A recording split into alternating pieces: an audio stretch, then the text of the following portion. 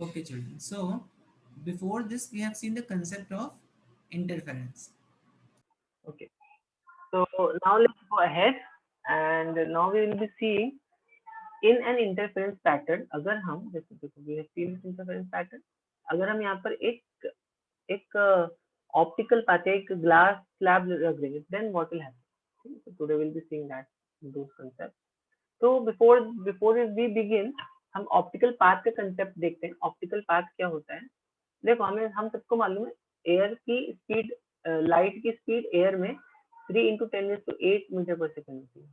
Okay, now when this light travels into any medium, any transparent medium, तो light की speed जो है वो कम हो जाती है as compare to air. Suppose अगर ये लाइट ग्लास में जाएगी तो इसकी स्पीड एयर से थोड़ी कम हो जाएगी. ठीक है, तो नाउ अब स्पीड कम हो गई और फ्रीक्वेंसी सेम है क्योंकि सोर्स की फ्रीक्वेंसी सेम है. तो नाउ फ्रीक्वेंसी यहाँ पर भी उतनी है और यहाँ पर भी उतनी frequency is same in both medium. ठीक है, तो व्हाट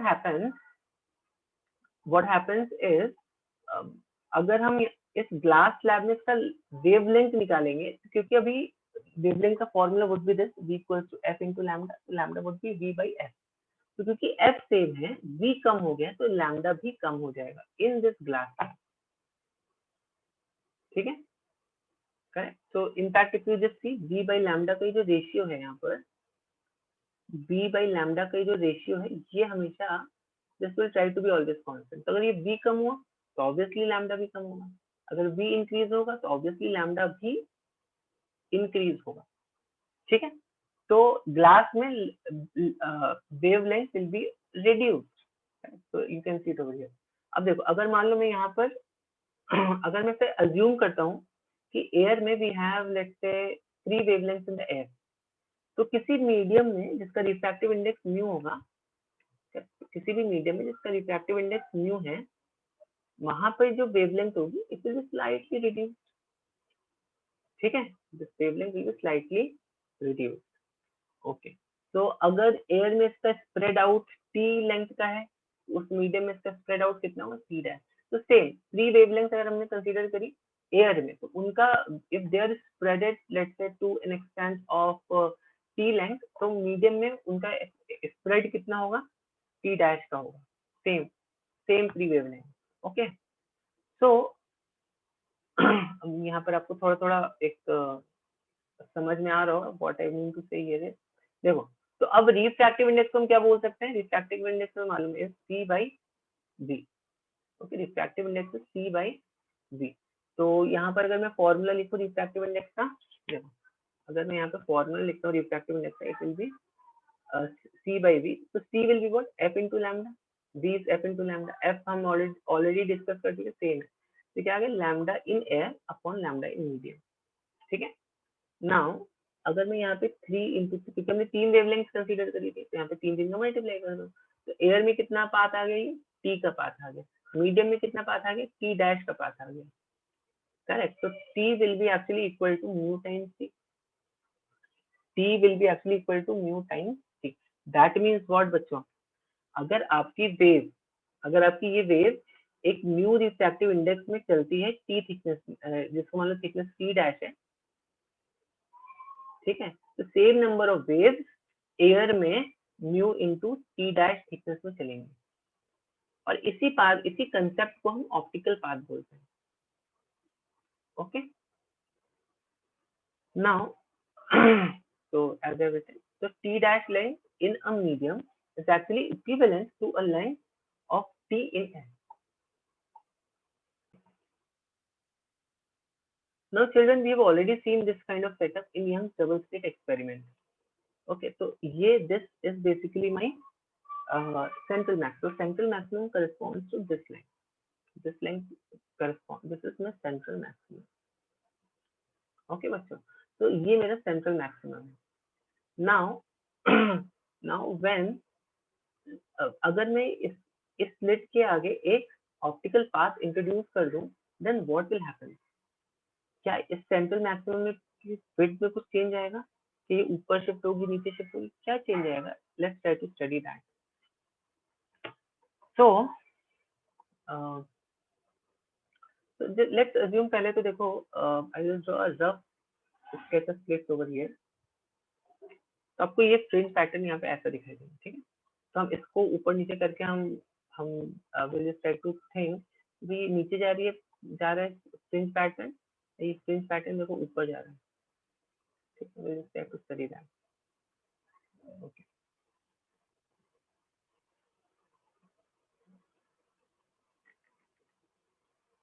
तो नाउ अगर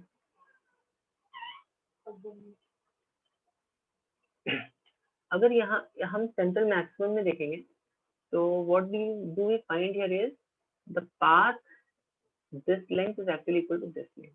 मतलब जो पाथ डिफरेंस आता है delta x, that is going to be 0। इसका पाथ और इसका डिफरेंस जो आता है that is going to be 0। Now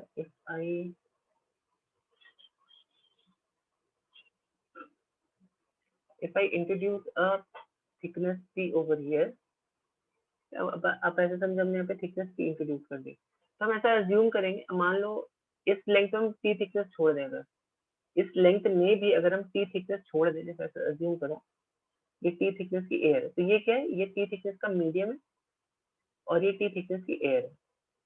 तो अभी भी तो ये वाला path, in fact if you just see this path and this path, they are going to be exactly equal, ठीक है। this path and this path, they are going to be exactly equal। अभी if you just see, तो air और ये medium, तो air में air का thickness भी t है और मीडियम का भी थिकनेस t है। हमने t की थिकनेस इस लेंथ से हमने सब्ट्रैक्ट कर लिया अभी, ठीक है। अभी समझो ये लेंथ है, ये लेंथ थी मेरी और ये लेंथ थी, तो इससे मैंने क्या किया, टी थिकनेस जो थी वो सब्ट्रैक्ट कर ली ना। अभी समझो इतनी टी थिकनेस मैंने थोड़ी से सब्ट्रैक्ट कर ली, इससे भी टी थिकनेस सब्ट्रैक्ट कर दी मैंने, तो still these two length are still equal, ठीक है। ओके, तो नाउ अगर मैं इस मीडियम का टी थिकनेस एयर से कंपेयर करूं, मतलब लाइट ने भी मीडियम में टी लेंथ चली है, light is travelled in this medium a distance T, तो ये एयर में कितना चली होगी, एयर में चली होगी mu T will B this distance, और यहाँ पे कितना चली है लाइट, यहाँ पे चली है टी। तो नाउ इस पॉइंट पर will get a path difference, कितना पाथ डिफरेंस आएगा, एक्स्ट्रा कितना चला लाइट में, mu T minus T. Did you get this, ठीक है। I will explain this once again in case you haven't got this. मैं एक बार ये कंसेप्ट फिर से बताता हूँ, ओके। तो फिर से समझने की कोशिश करो। अगर ये लाइट, अगर मैं बोलता हूँ सेंट्रल मैक्सिमम को, if I just consider central maximum this point, तो यहाँ पर क्या होगा, this path is actually exactly equal to this path. कौन से दो पाथ, ये वाला path is exactly equal to ये वाला पाथ, ठीक है। This path is actually exactly equal to this path, ठीक। ओके, नाउ अगर मैं इस पाथ से टी थिकनेस हटा दूं, इस पाथ से अगर मैं यहाँ से टी थिकनेस हटा दूं, ठीक है, और यहाँ से भी मैं टी थिकनेस हटा दूं, ठीक है, यहाँ से टी थिकनेस हटा दूं, यहाँ से भी टी थिकनेस हटा दूं अगर मैं, तो आप देखोगे ये वाली पाथ लेंथ और ये वाली path length is still equal, correct. Now अब हुआ क्या है, यहाँ पे टी थिकनेस की एयर थी, यहाँ पे टी थिकनेस की स्लैब थी, ठीक है। तो टी थिकनेस की slab is actually equivalent to mu T path in air, और ये तो टी पाथ है, तो अभी यहाँ पे पाथ डिफरेंस कितना इंट्रोड्यूस होगा, mu T minus T, which is equal to mu minus 1 times t. I hope this is clear to you now. Okay बच्चों, so to conclude this point, अगर आप ज्योमेट्रिकली देखोगे तो इस t थिकनेस के लिए, यहाँ पे t थिकनेस के लिए जो पाथ डिफरेंस है वो 0 आ रहा है ज्योमेट्रिकली। इस t के लिए यहाँ पर जो इस एयर में जो t थिकनेस लाइट चली उसके लिए जो पाथ डिफरेंस है वो 0 आया। लेकिन अगर हम ऑप्टिकल पाथ के कंसेप्ट से देखेंगे तो यहाँ पर ये जो टी थिकनेस एयर में लाइट चली है, T thickness in air, this is actually equivalent to T thickness, और ये T thickness कहाँ पर चली है, ये म्यू रिफ्रैक्टिव इंडेक्स में चली है। तो यहाँ पर this light, this T thickness is actually equal to mu T thickness in air। तो यहाँ पर पाथ डिफरेंस कितना इंट्रोड्यूस हो गया हमारा, तो पाथ डिफरेंस यहाँ पर हम बोल सकते हैं, इसकी वजह से this is actually equivalent to optical path की यहाँ पर बात हो रही है, दिस इज म्यू टी, और यहाँ पर ऑप्टिकल पाथ कितना इंट्रोड्यूस हुआ है, मतलब mu T minus T. Mu T is the path traveled by light in this length, and t is the path that is traveled by light in this region। ठीक है, तो यहाँ पर path difference हो जाएगा म्यू टी माइनस, इसको आप mu minus 1 times T भी लिख सकते हैं। ठीक है, हम म्यू माइनस 1 टाइम्स टी भी लिख सकते हैं।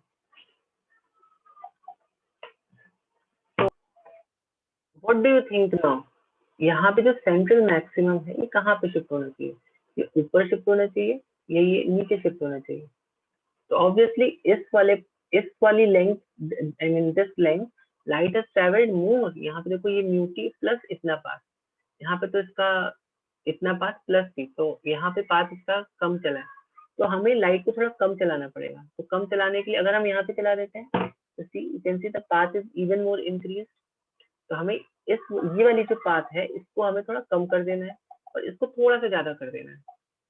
तो अगर मैं इसको यहाँ पर लाता हूँ, यहाँ पर इसको नीट कराता हूँ, तो यहाँ पे पॉसिबिलिटी है कि हमारा सेंट्रल मैक्सिमम शिफ्ट हो जाए। तो central maximum is going to shift over here. Okay,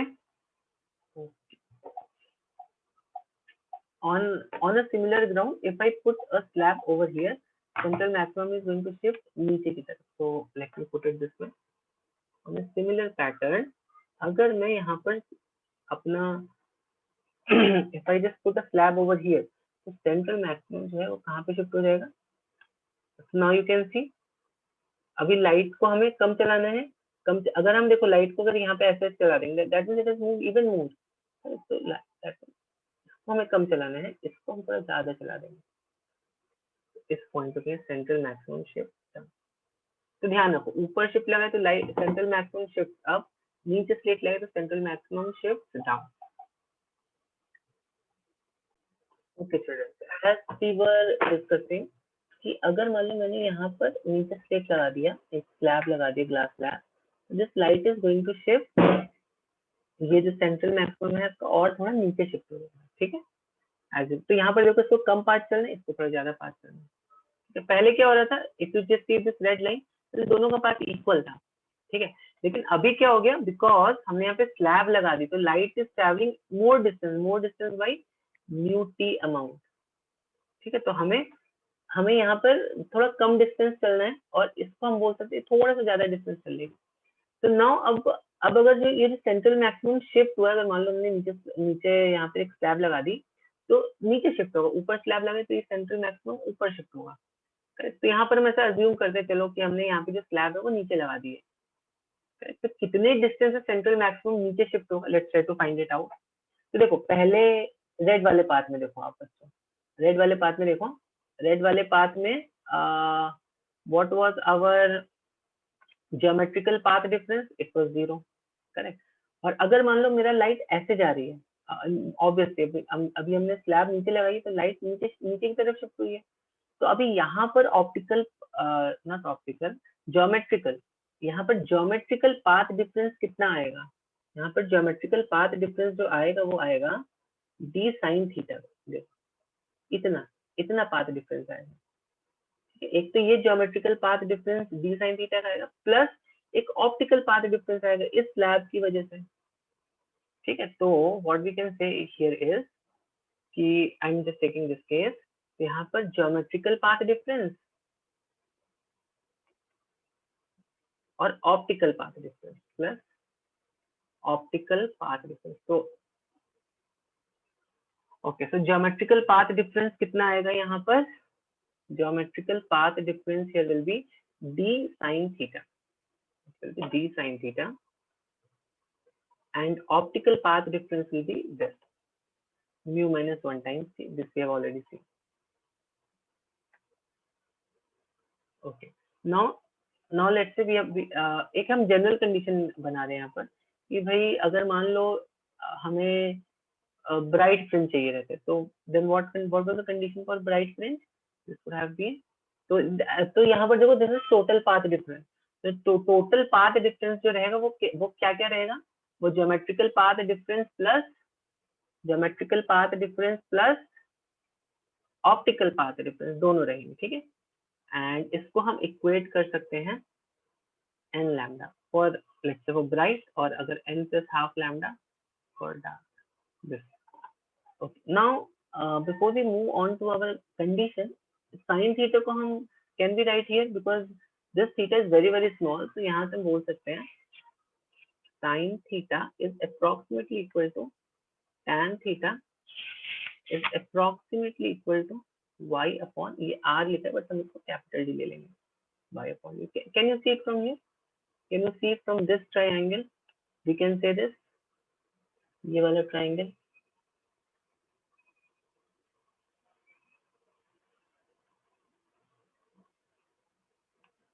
ठीक है, sin theta is approximately equal to tan theta is approximately equal to y upon d. Okay, so sin theta को हम y upon d यहाँ पे नीचे put कर देते हैं. So what my case becomes? Y upon d sin theta plus mu minus 1 t equals to n lambda. तो y की जो वैल्यू होगी कितनी होगी? n lambda minus mu minus 1 times k d by okay, I'm sorry, sin theta की जगह हमने ये पुट किया, तो it should be actually it should be d over here.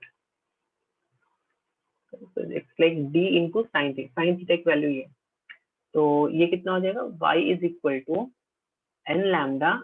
Okay, I'll just put it. So this will be your final position of y. Sin theta को हमने y by d put कर दिया, d times pi by d plus mu minus 1 t equals to n lambda. y equals to d by d n lambda minus mu minus 1 t d by. Okay. तो अब देखो बच्चों, अगर हम n को 0 put कर देते हैं, तो दैट मीन्स मेरा जो फ्रिंज है वो इतने डिस्टेंस से ऊपर या नीचे शिफ्ट हो जाएगा. Okay, if I put n as 0, so my fringe is going to shift with this much amount either up or down. तो यहाँ पर कहाँ शिफ्ट हो रहा है? यहाँ पर नीचे की तरफ शिफ्ट हो रहा है. ठीक है, okay. So please remember this very important formula for fringe shift. तो fringe shift कितना आया? Fringe shift comes out to be mu minus 1 t d by d. Now this could be either upwards or it could be either downwards depending on our situation.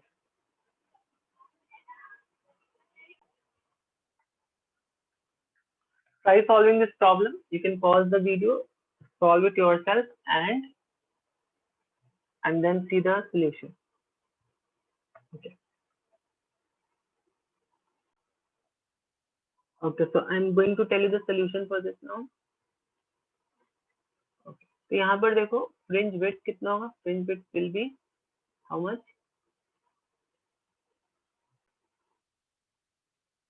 d lambda by d. Fringe width is d lambda by d. Okay, so we have a fringe width of d lambda by d. So here we have fringe width of d lambda. तो जल्दी से values put करते हो, निकालते हैं, answer कितना आएगा? 2 into lambda is how much? 5000 into so minus 10 upon d is how much? 5 into 10 is to minus 3. So I think this comes out to be how much? जल्दी से कर लेते हैं. So this comes out to be 2 into 10 is to minus 4 meters, which is 0.2 millimeters. Correct. अब now fringe shift कितना हुआ? अब क्योंकि हमने इसमें नीचे लगाया था, देखो यहाँ पे, now this is very similar to this case, हमने यहाँ पे नीचे लगाया, तो fringe is going to shift down, ठीक है। कितने अमाउंट से शिफ्ट होगी, mu minus 1t d by d, तो fringe shift by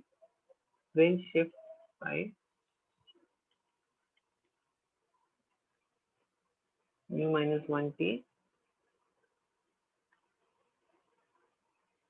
okay, so mu minus 1 is here 0.5, t is how much, t is 5 micrometers, 5 into 10 is minus 6, d is 2, d was 2, I guess, d was 2, or small d was 5 millimeters, so 5 into 10 is to minus 3. So I guess everything is going to cancel out here. Let's see.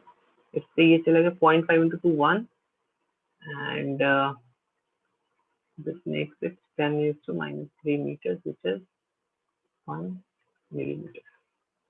तो number of fringes कितनी shifted होंगी, कितनी number of fringes shifted होंगी, यहाँ पर अगर आप देखोगे तो कितनी नंबर ऑफ फ्रिंजेस शिफ्टेड, मतलब देखो सी ट्राई टू अंडरस्टैंड, पहले fringes were at this point, now they shifted from this point to this some point over here, कितनी नंबर ऑफ फ्रिंजेस शिफ्ट हो गई यहाँ पर, यस, समझ में, कितनी नंबर ऑफ फ्रिंजेस इस 1 मिलीमीटर से, इस 1 मिलीमीटर के डिस्टेंस में कितनी नंबर ऑफ फ्रिंजेस शिफ्ट हो गई। तो we just need to calculate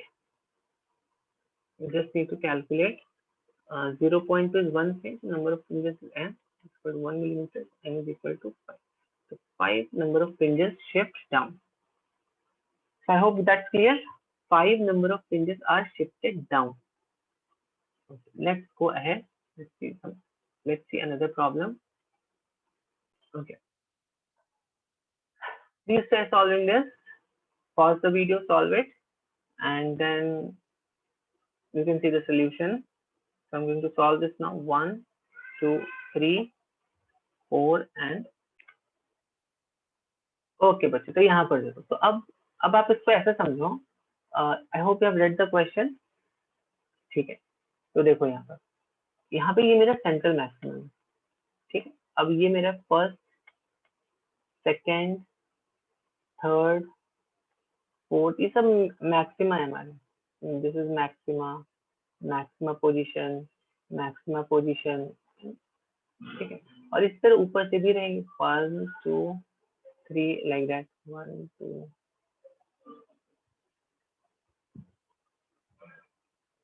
ठीक है। तो अब देखो क्या बोल रहा है कि या तो भाई ये वाला जो फ्रिंज है, ये वाला पूरा का पूरा फ्रिंज नीचे यहाँ पर शिफ्ट हो गया है, समझ, ये पूरा का पूरा यहाँ पर शिफ्ट हो गया, या तो ये वाला फ्रिंज ऊपर शिफ्ट हो गया।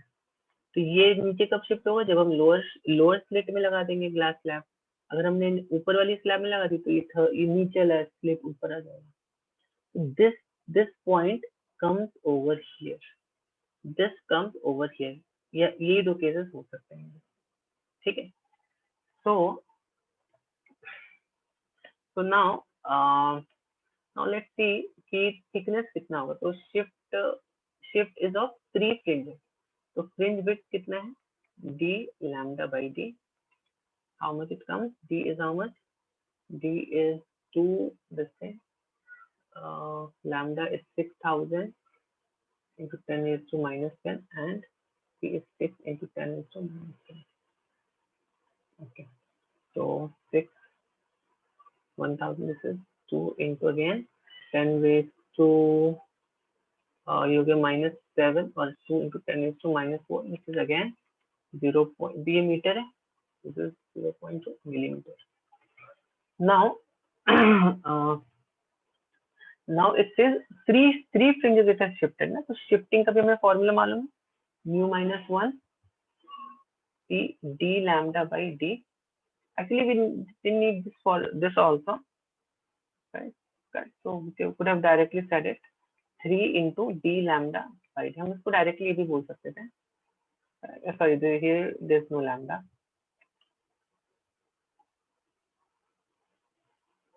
ठीक है, okay.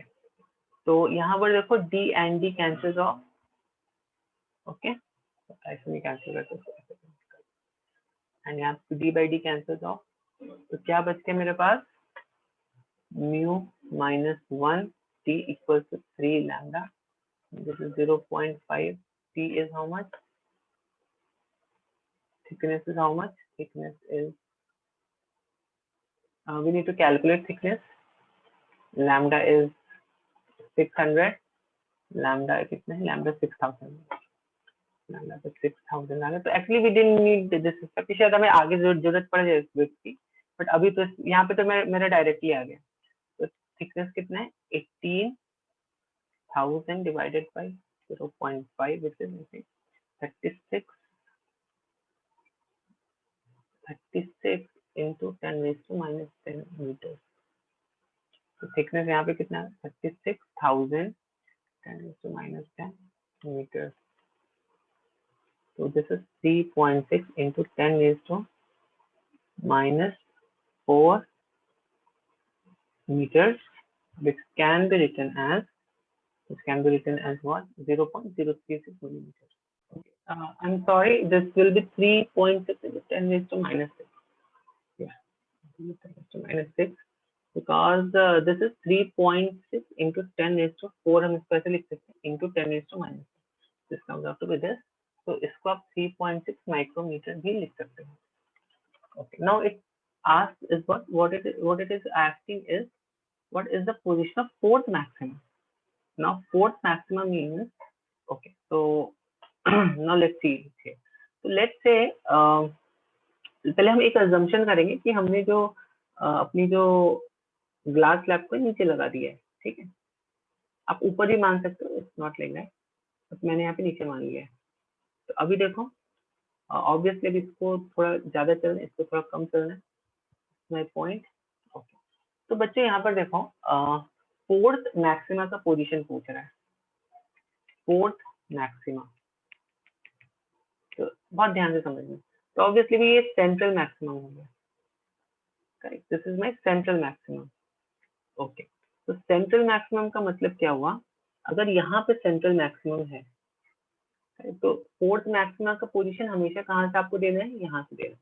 It's expected is supposed to give it from here. आप चाहो तो यहाँ से भी दे सकते हो, इट्स नॉट लाइक दैट.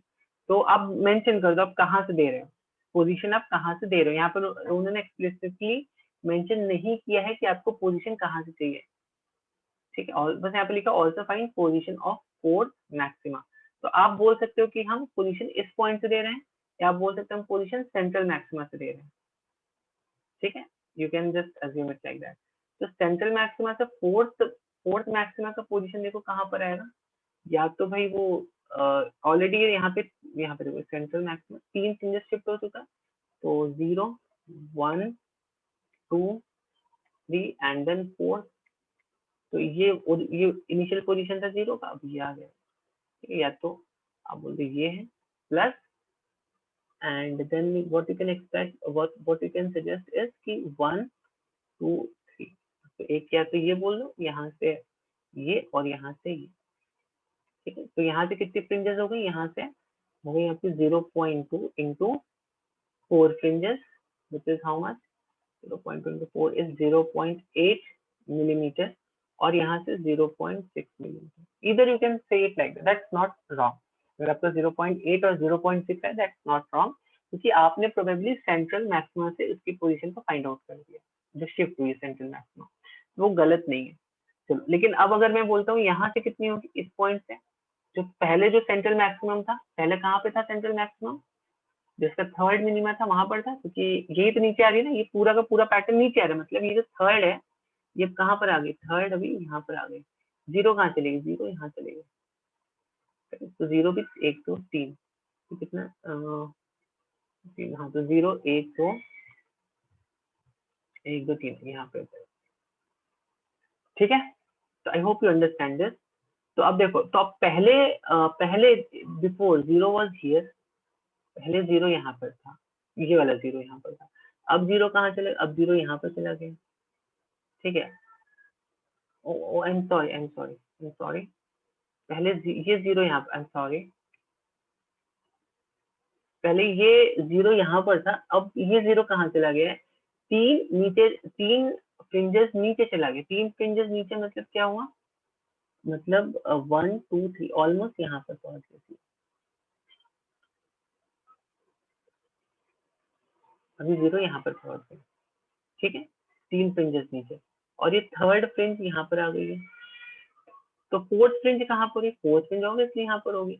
तो अब देखो थर्ड और फोर्थ के बीच में कितना कितना फ्रिंज फ्रिंज मतलब what is distance between third and fourth fringe, it's 0.2।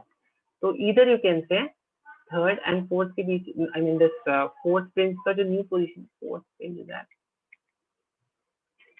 0.2 millimeter, correct? So this is plus fourth fringe, which is at 0.2 millimeter. Now ये वाली जो ये जो जीरो वाली लाइन है, यहाँ से अभी अभी हमें क्या पता है, ये ये 0 यहाँ पर है, करेक्ट? तो अब देखो, अब यहाँ से ये हो गई -1, ये -2, -3 एंड दिस इज -4। तो इसको चलो यहाँ पे लिख देते हैं, that to avoid any confusion. -1, -2, -10, अब देखो यहाँ से, दैट मीन्स फ्रॉम दिस, ये मेरी इनिशियल पोजीशन थी fringe, this was my initial position of fringe. तो मैं हाईलाइट कर देता हूँ, initial position of fringe.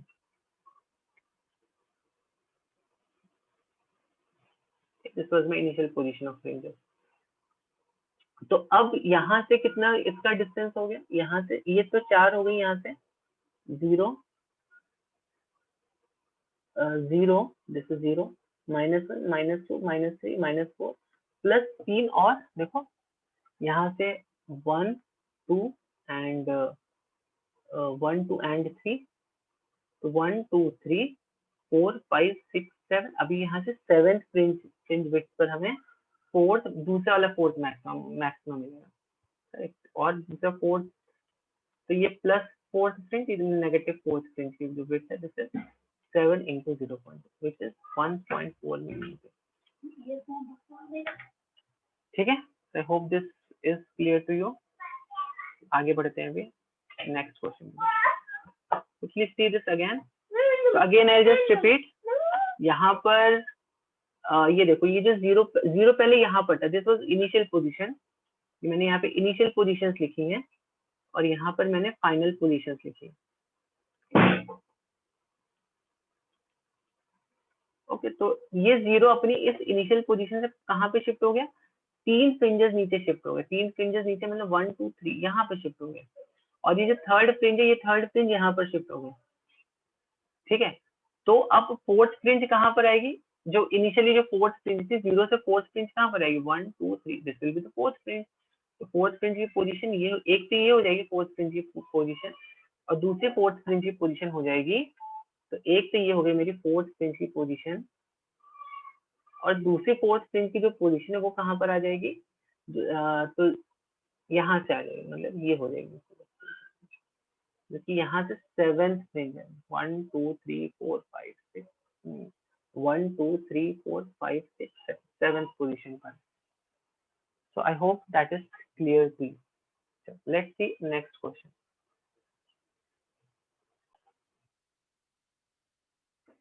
Please try solving this question now. This was asked in JEE 2002. This is JEE 2002 का question है, इसको सॉल्व करो बच्चों।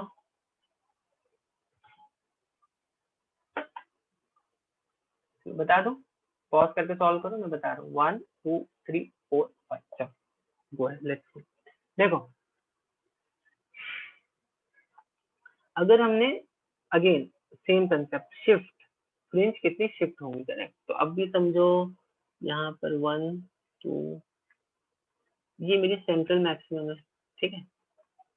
इसको हम 0 से रिप्रेजेंट करें, सेंट्रल मैक्सिमम मतलब 0, first fringe, second fringe, third fringe, first second, like that. तो अभी ये सेंट्रल मैक्सिमम जो है, ये क्या यहाँ पर सेंट्रल मैक्सिमम यहाँ पर शिफ्ट हो गई, हो सकती है, मतलब नीचे कहीं पे भी शिफ्ट हो सकती है सेंट्रल मैक्सिमम, या सेंट्रल मैक्सिमम ऊपर कहीं शिफ्ट हो सकती है, दोनों में से कहीं पे भी शिफ्ट हो सकती है, करेक्ट? कितना शिफ्ट हो सकती है, we know that formula, mu minus 1 T D by D, this is the shift. अब लेकिन क्वेश्चन बच्चों पढ़ो, क्वेश्चन में क्या बोल रहा है कि the intensity at the position where the central maximum occurred previously before remains unchanged. मतलब अगर यहाँ पे central maximum था तो that means it was a bright fringe over here. तो यहाँ पर again यहाँ पे bright fringe ही रहेगा. ये जो है मेरे फ्रेंड यहाँ पर ये अगर ब्राइट मैंने ब्लैक एक्चुअली बना दिया यहाँ पर, बट अगर ये ब्राइट फ्रिंज या पोजीशन है तो यहाँ पर ब्राइट फ्रिंज ही आएगा. मतलब अब कौन सी ब्राइट फ्रिंज आ सकती है? अब अगर मान लो मेरी ये पूरा का पूरा फ्रिंज पैटर्न नीचे शिफ्ट हो रहा है तो हम ऐसा अज्यूम कर सकते हैं भाई मेरा ये वाला ब्राइट फ्रिंज यहाँ पर आ गया. चलो देखते हैं कौन सा ब्राइट फ्रिंज को हम ले सकते हैं according to the given condition 3 4. तो भाई या तो मेरा फर्स्ट शिफ्ट होगा या तो सेकंड शिफ्ट होगा या तो थर्ड शिफ्ट होगा या तो फोर्थ शिफ्ट होगा. कोई भी शिफ्ट हो सकता है. ये फर्स्ट शिफ्ट हो सकता है, फर्स्ट शिफ्ट हो सकता है, सेकंड शिफ्ट हो सकता है, थर्ड शिफ्ट हो सकता है, फोर्थ शिफ्ट हो सकता है. इनमें से कोई इन चारों में से कोई भी एक फ्रिंज मेरा नीचे सेंट्रल मैक्सिमम पे शिफ्ट हो सकता है. क्लियर है? इन चारों में से कोई तो एक मेरा सेंट्रल मैक्सिमम पे शिफ्ट हो सकता है.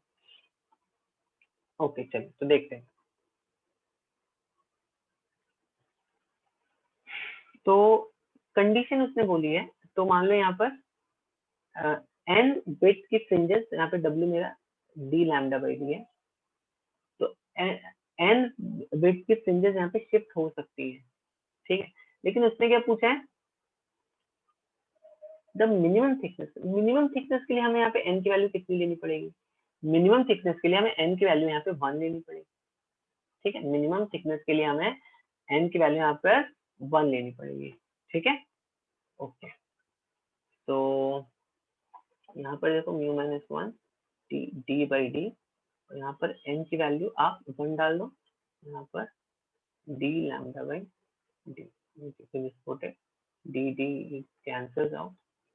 इनफैक्ट आप देखो अगर इसको यहाँ पे शिफ्ट कराना है, अगर आपकी जो थिकनेस है, आप यहाँ पर ये भी देख सकते हो थिकनेस जो है अगर आपकी जिसको लैम्डा म्यू माइनस 1.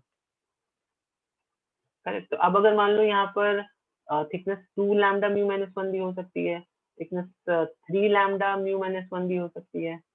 तो मिनिमम आप क्या चूज करोगे? Minimum would be this. तो कभी कभी ऑप्शंस में आपको इस तरह का भी दे सकते हैं कि अगर आपको यहाँ पर मैक्सिमा चाहिए तो कितना थिकनेस लगेगा? 2 lambda mu minus 1, 3 lambda mu minus 1, all of these. तो answer will be all of these.